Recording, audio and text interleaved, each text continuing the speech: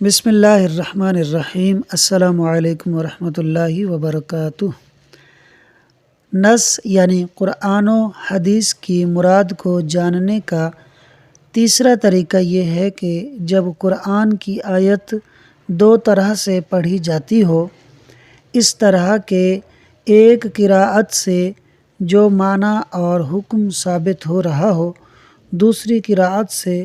اس معنی اور حکم کے الٹ بالکل برعکس ثابت ہو رہا ہو، تو اس وقت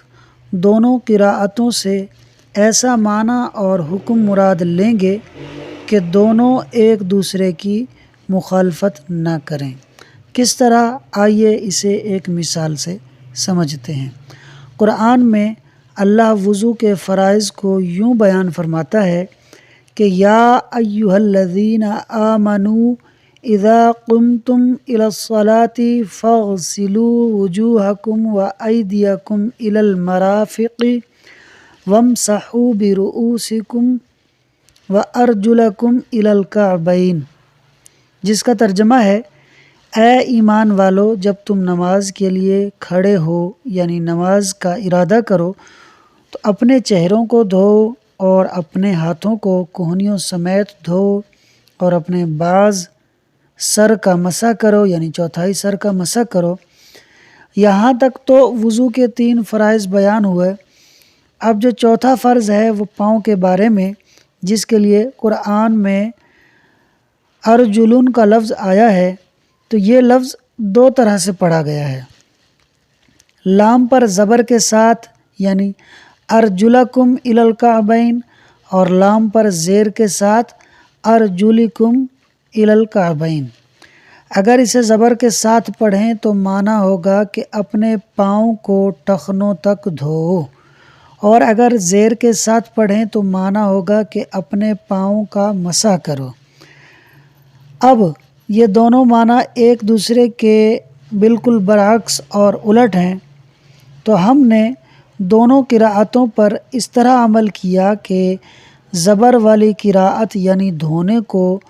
اس صورت اور اس حالت پر محمول کیا کہ جب نمازی نے وضو کے دوران موزے نہ پہنے ہوئے ہوں تو وہ پاؤں دھوئے گا، مسح نہیں کرے گا، اور زیر والی قراءت یعنی مسح کرنے کو اس حالت پر محمول کیا کہ جب نمازی نے وضو کے دوران موزے پہنے ہوئے ہوں تو وہ مسح کرے گا، پاؤں نہیں دھوئے گا۔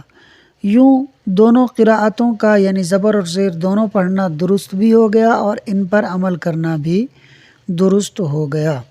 اور زیر والی قراءت سے چونکہ مسح والا معنی مراد لیا گیا ہے،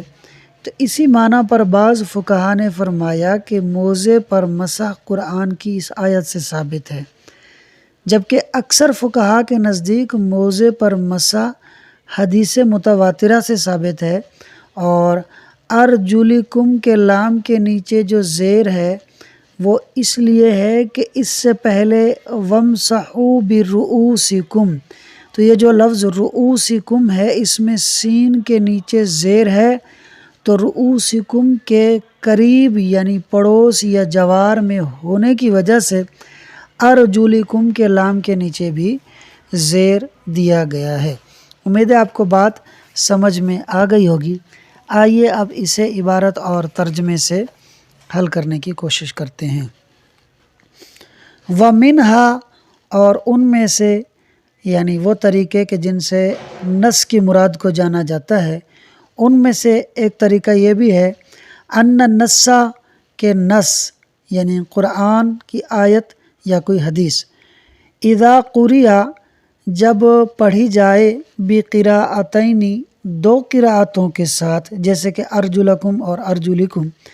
او رویہ یا کوئی حدیث روایت کی جائے بروایتین 2 لفظوں کے ساتھ، یعنی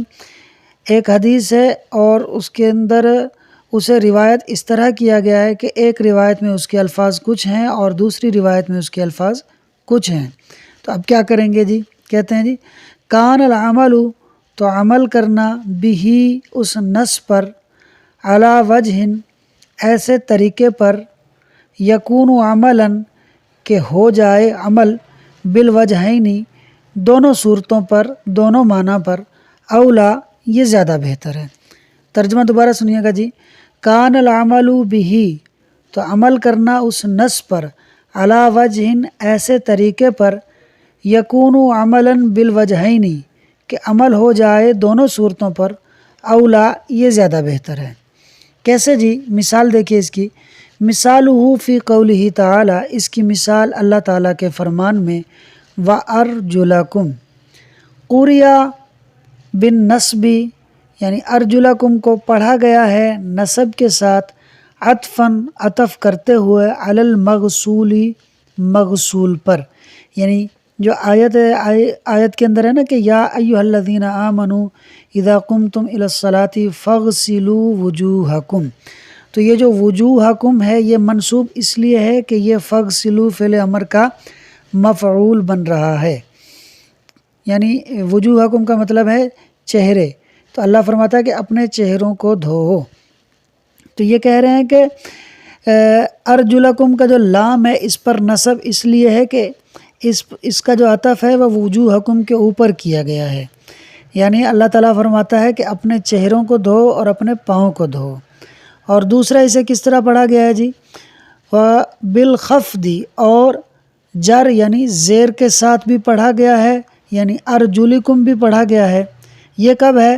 عطفاً عطف کرتے ہوئے، علی الممسوح مسح پر، یعنی ان اعضاء پر عطف کرتے ہوئے اسے مجرور پڑھا گیا ہے کہ جو اعضاء آیت میں مجرور ذکر کیے گئے ہیں، جیسے کہ وَامْسَحُوا بِرُؤُوسِكُمْ، تو دیکھیے سین کے نیچے زیر ہے، تو یہ کہتے ہیں کہ ارجلکم کے لام کے نیچے زیر ہے اس لیے کہ اس کا عطف رؤوسکم کے اوپر ہے، تو رؤوسکم جو ہے یہ وَامْسَحُوا کا ظرف بن رہا ہے، یعنی اللہ حکم دے رہا ہے کہ اپنے چہروں کا مسح کرو، تو ارجلکم جو ہے اس کا بھی عطف رؤوسکم کے اوپر ہے، تو یعنی اللہ تعالیٰ یہ حکم دے رہا ہے کہ اپنے سروں کا بھی مسح کرو اور اپنے پاؤں کا بھی مسح کرو۔ تو اب یہ دو قرأتیں ہوگی، ایک قرأت تقاضا کر رہی ہے کہ پاؤں کو دھویا جائے، اور دوسری قرأت تقاضا کر رہی ہے کہ پاؤں کا مسح کیا جائے۔ تو اب کیا کیا جائے؟ تو فقہا نے یہ طریقہ اختیار کیا، فحملت، تو محمول کر دیا گیا، قراءۃ الخفض، خفض معنی جر یعنی زیر کی قرأت کو محمول کر دیا گیا، علی حالت التخفف، تخفف یعنی موزہ پہننے کی حالت پر، وقراءۃ النصب، اور نصب کی قرأت کو محمول کر دیا گیا، علی حالت عدم التخفف، عدم تخفف کا مطلب ہے موزہ نہ پہننا، موزہ نہ پہننے کی حالت پر۔ امید ہے آپ کو یہ ترجمہ سمجھ میں آ گیا ہوگا۔ وَبِاعْتِبَارِ هَذَا الْمَعْنَى، اور اس معنی کے اعتبار کے ساتھ کہ یعنی ارجلکم کو جو مجرور پڑھا گیا اس لیے کہ یہ رؤوسکم پر معطوف ہے، یعنی اللہ تعالیٰ نے پاؤں کے بھی مسح کا حکم دیا ہے، تو اسی معنی کی وجہ سے قال البعض، فرمایا بعض نے، یعنی بعض فقہا نے فرمایا، جواز المسح،